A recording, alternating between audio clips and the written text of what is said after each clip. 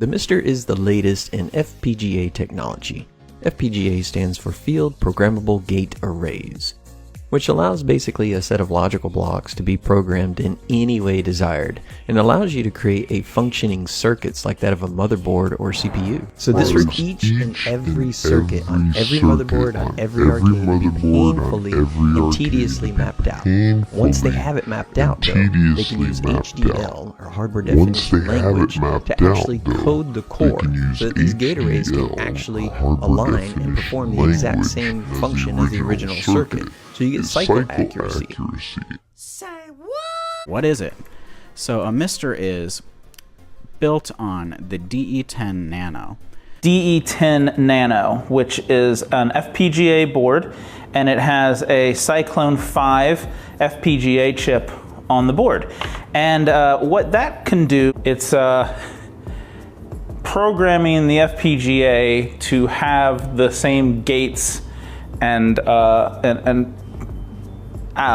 Today we're going to take a look at the FPGA, or Field Programmable Gate Array. That's what it stands for. What is an FPGA? An FPGA is typically based on a matrix of configurable logic blocks, also known as CLBs.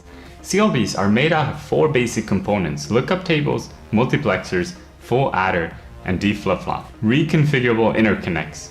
These allow CLBs to be connected with one another. Input-output blocks. They facilitate external connections for the FPGA.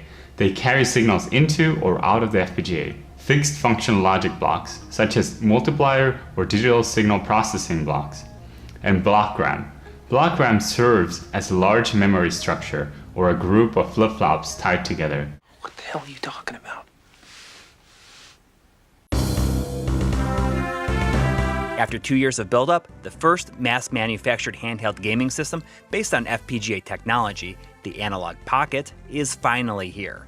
For the uninitiated, an FPGA is a flexible, reconfigurable piece of hardware that can be programmed to emulate various devices. The FPGA chip used in Pocket in essence transforms the Analog Pocket into different consoles, depending on which game it's playing. So it reprograms itself into a 1-1 low latency modern spec version of each console. Autobots, transform! So what is this thing? An FPGA device is hardware replication. What is this FPGA machine? Whose character is, what he's been doing all this time, how did he do this thing? And people, talking about emulation versus simulation and accuracy and all that, but they don't understand the FPGA. And there's all, even like this talk about, oh, it's magic, is this a real Super Nintendo? Is this just a simulation thing? And I'm here to tell you guys, so you understand what's going on. Because the Super NT is a real Super Nintendo. It's actually magic. It's literally magic.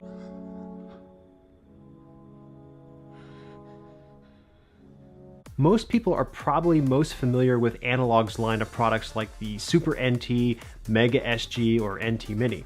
These are all FPGA-based systems replicating their original hardware counterparts. My understanding of software emulation is that it's based on lines of code running sequentially.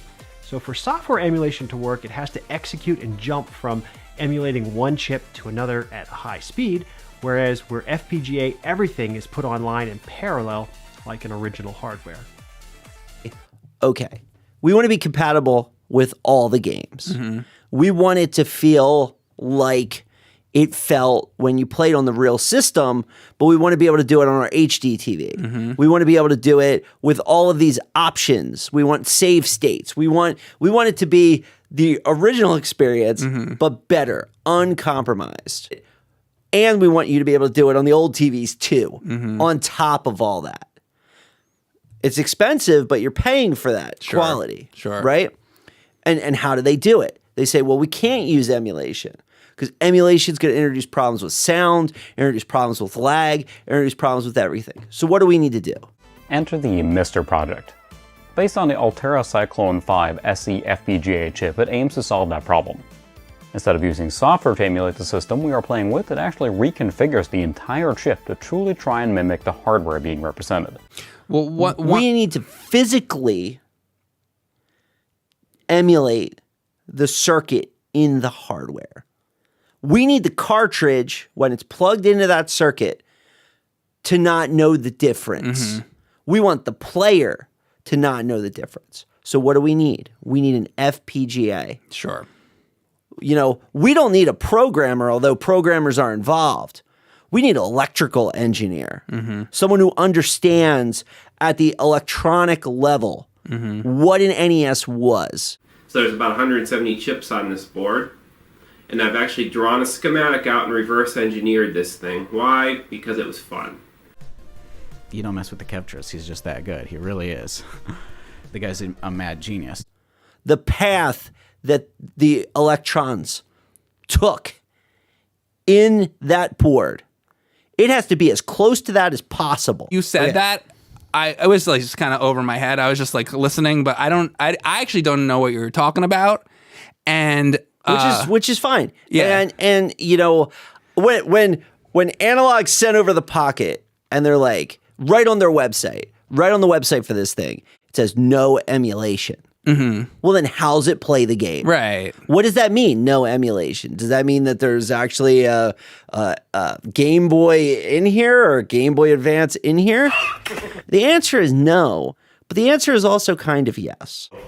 But so there's a chip in here, FPGA.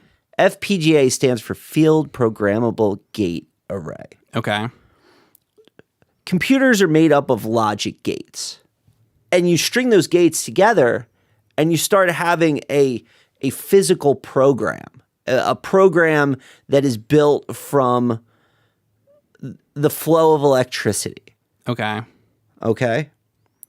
And as those circuits get more and more complicated, that circuit always being the same, I could run software to make a circuit change its physical form, okay? So sometimes it calculates, it adds things together. Oh, well, this version subtracts things. Oh, this version does something different. Okay. Now imagine if that got more and more complicated. No, God! No, God, please, no! No! No! No! Well, field programmable gate arrays have gotten bigger and bigger and had more gates. Okay. So they could physically emulate bigger and bigger circuits. Okay. Eventually, these FPGAs got big enough that they could encapsulate the entire structure of a fairly complicated system. It does that. Yeah. What is an FPGA? It's a thing that makes it good.